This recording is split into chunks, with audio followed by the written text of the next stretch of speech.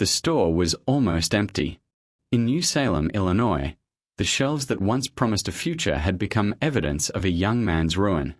Abraham Lincoln was in his 20s, tall, awkward, poorly dressed, and buried under a debt he had no clear way to pay. The business had failed. His partner had died. The village around him was small enough for every disappointment to be seen and remembered. Years later, millions would know his face. But before the beard, before the presidency, before the war that nearly destroyed the United States, Abraham Lincoln was not a marble statue. He was a failed storekeeper in a frontier village, carrying debts that followed him like a shadow. How did a man so publicly defeated become the leader remembered as one of America's greatest presidents? Every legend was once unknown. This is the story of what came before Abraham Lincoln. He was born on February 12, 1809, in Kentucky, in a world far from power. There was no grand family estate, no political dynasty, no promise that history was waiting for him. His childhood moved with the frontier, first through Kentucky, then into the forests of Indiana in 1816, where survival meant clearing land, splitting rails, planting crops, and enduring a life that left little room for comfort. When Lincoln was 9, his mother, Nancy Hanks Lincoln, died. The cause was likely milk sickness, a deadly disease that struck frontier families before anyone fully understood it. Loss arrived early. So did labor. He grew up in a cabin world of mud roads, axes, smoke, borrowed books, and long days of physical work. Formal schooling came only in brief fragments. By most accounts, all of it added up to little more than a year, perhaps 18 months in total. But something in him kept reaching beyond the fields. He read whenever he could. He borrowed books. He copied sentences. He taught himself to shape language, to remember arguments, to hold an idea in his mind until it became clear. While other men saw labor as the whole of life, Lincoln seemed to sense that words could become a kind of power. But power was far away. In 1830, his family moved again, this time to Illinois. Soon after, Abraham Lincoln left home and began trying to make himself into someone. That was the first great risk. He arrived in New Salem, Illinois, in the early 1830s, a rough village along the Sangamon River. It was not a place where legends were born.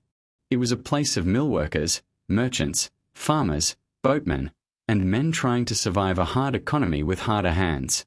Lincoln worked as a laborer, a flatboatman, a clerk. He told stories. He wrestled. He listened. He learned the rhythms of ordinary men in ordinary rooms. And then ambition began to show. In 1832, when he was only 23, he announced himself as a candidate for the Illinois state legislature. He had little money. He had little influence. He had almost no political organization behind him. Then the Black Hawk War interrupted the campaign, and Lincoln volunteered for the Illinois militia. The men of his company elected him captain, a sign that even before he had achieved anything lasting, people trusted something in him. But he saw no combat. He returned to politics still unknown, still poor, and still unproven. The election went badly. Lincoln lost. For most young men, that would have been enough humiliation. He had stepped forward and been rejected. In a small community, defeat did not disappear into silence. It stayed in the air. It became part of a man's name. But Lincoln did not leave New Salem. Instead, he tried business. He and William Berry bought a general store in 1833. To a young man with few advantages, ownership must have looked like dignity. A counter, goods on shelves, credit, reputation, a chance to become respectable. But the store failed. Berry drank heavily, according to many later accounts, and the business collapsed under debt. When Berry died, Lincoln was left responsible for obligations that seemed enormous to a poor young man on the frontier. He later joked about the burden as his national debt. But the joke did not erase the weight. Debt in that world was not just money owed. It was reputation. It was a public mark. Every creditor was a reminder that ambition had outrun judgment. Every promise to repay was proof that failure had not ended when the doors closed. What does a man do when his first public steps lead to defeat? Lincoln worked. He became New Salem's postmaster in 1833, a modest job, but one that placed newspapers and information in his hands. He became a surveyor, learning a practical trade because he had to survive. He studied law without a law school, without wealth, without the polished education expected of men who entered public life. He kept reading. He kept paying. He kept trying to become worthy of the future he seemed to imagine long before anyone else could see it. In 1834, Lincoln ran again for the Illinois legislature. This time, he won. It was not yet greatness. It was a foothold. In the state legislature, he grew slowly. He aligned with the Whigs. He learned procedure, persuasion, compromise, and the harder lesson that politics was not only about being right. It was about timing. It was about alliances. It was about knowing when to speak and when to wait. He also became a lawyer. In 1837, he left New Salem for Springfield, Illinois. The village that had watched him fail was behind him now, but its lessons stayed with him. The debt, the lost election, the collapsed store, the awkward rise from labor to law, all of it had taught him what humiliation felt like when there was no crowd to applaud the recovery. In Springfield, Lincoln built a career on the legal circuit. He rode from county seat to county seat. He argued cases in courtrooms that were often plain, crowded, and rough. He learned people not as abstractions, but as clients, neighbors, jurors, opponents, and voters. He was not yet the man history remembers. He was a working lawyer with political ambitions. And ambition brought more defeat. Lincoln served one term in the United States House of Representatives from 1847 to 1849. But his opposition to the Mexican-American War hurt him politically. His congressional career did not become the grand staircase upward he might have hoped for. After one term, he returned to Illinois. Then came the 1850s. The country was being pulled apart by slavery. The Kansas-Nebraska Act of 1854 reopened the question of slavery's expansion into Western territories. For Lincoln, the issue was no longer distant. It reached into the central argument of the nation, whether a republic built on liberty could keep expanding human bondage. He returned to politics with sharper purpose. But return did not mean victory. In 1855, Lincoln sought a United States Senate seat and lost after a complicated legislative contest. In 1858, he challenged Stephen A. Douglas for another Senate seat in Illinois. The debates between Lincoln and Douglas became famous, drawing national attention to the question of slavery's expansion and to Lincoln's voice. But again, Lincoln lost. That defeat could have ended him. It did not. The strange thing about Lincoln's rise is that failure did not remove him from history. It prepared him for it. Each loss forced him to clarify what he believed. Each public rejection trained him to survive judgment.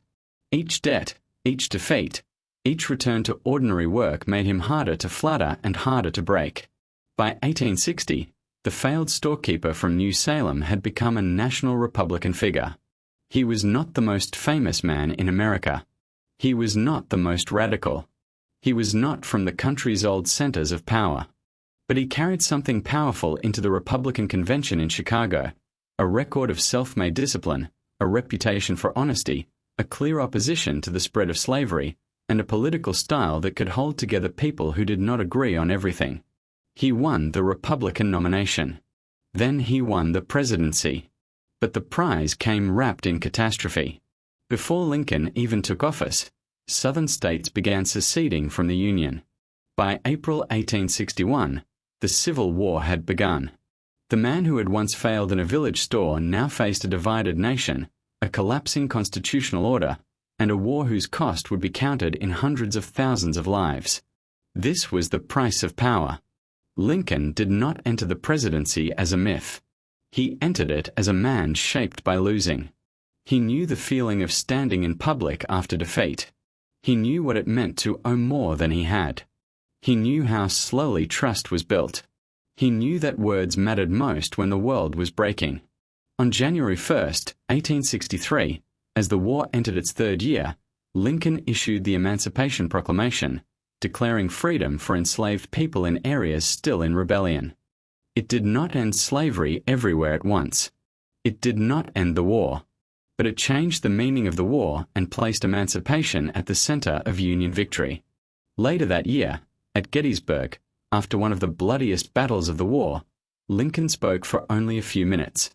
The address was brief, but the words endured because they carried the burden of everything that had come before: the frontier boy who educated himself, the failed candidate, the ruined storekeeper, the lawyer who learned ordinary people, the president trying to give meaning to sacrifice. He had become the voice of a country trying to survive itself. And still, greatness did not protect him from cost. The war carved deep lines into him. Photographs from his presidency show a face changed by pressure, grief, and exhaustion. He lost a son, Willie, in the White House in 1862.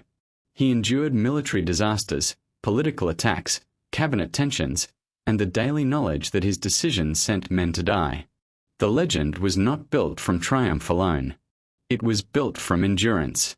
By the time Lincoln was assassinated in April 1865, the Civil War was nearly over. The Union had been preserved. Slavery was on the path to constitutional abolition through the 13th Amendment, which Congress had passed earlier that year and the states would ratify in December. The world would remember Lincoln as the great emancipator, the wartime president, the man in the tall hat, the face on monuments, money, and schoolroom walls. But marble hides the beginning. Before the monument, there was a boy with almost no schooling. Before the speeches, there was a young man borrowing books by firelight. Before the presidency, there was a failed election, a failed store, a dead business partner, unpaid debts, and a village that had every reason to see him as another ambitious man who had reached too far. That is what makes the story matter. Lincoln's greatness did not arrive because life spared him humiliation. It arrived because humiliation did not stop him. He paid his debts. He stuttered when no institution had opened its doors to him. He returned after losing. He learned from people who had no idea they were helping shape a president. The store was almost empty, but the failure inside it was not the end of Abraham Lincoln. It was the beginning of the man who would one day hold a broken country together, because every legend was once unknown.